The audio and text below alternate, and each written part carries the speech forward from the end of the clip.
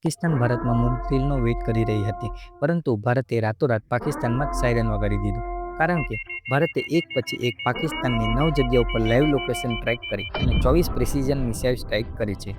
આ 9 જગ્યાઓમાં બહાલપુરનો જૈશે મોહમ્મદનો headquarter, મુરીદકીમાં તાઇબાનું training ground, નારોલમાં આવેલ સર્જન લોન્ચ પેડ, સિયાલકોટમાં આવેલ મહેમૂના જોયા ફેસિલિટી, બરનાળામાં આવેલ મરકજે એહલે હદીદ બરનાલા, કોટલીમાં આવેલ જૈશે મોહમ્મદની મરકજ અબ્બાસ સાઇટ અને મસ્કર રાહિલ સાઇટ ફેસિલિટી, મુઝફ્ફરાબાદમાં સવાઈ નાલા કેમ્પ અને મરકઝ સઈદના બિલાલ. આ એટેક રાતના 1:44 કરવામાં આવેલ હતો અને જેમાં 17થી વધારે આતંકવાદીઓ માર્યા ગયા હતા. જેમાં મુખ્યત્વે 3 હથિયારો વાપરવામાં આવેલા હતા, જેમાં કે મિસાઇલ સ્કેલ્પિયર storm shadow, French missile system હેમરિયા highly modular munition extended range અને લોઇટરી મ્યુનિશન્સ યા કામિકેજ ડ્રોન. હવે જેવો આ એટેક થયો, ભારતે પણ તરત જ સ્ટેટમેન્ટ આપતા જણાવ્યું હતું કે ઇન્ડિયન આર્મીએ પાકિસ્તાનના મિલિટરી ફેસિલિટીને જરા પણ ટાર્ગેટ નથી કરી, પરંતુ તેમનું ફોકસ ફક્ત અને ફક્ત આતંકવાદીઓની જગ્યાઓ ઉપર છે.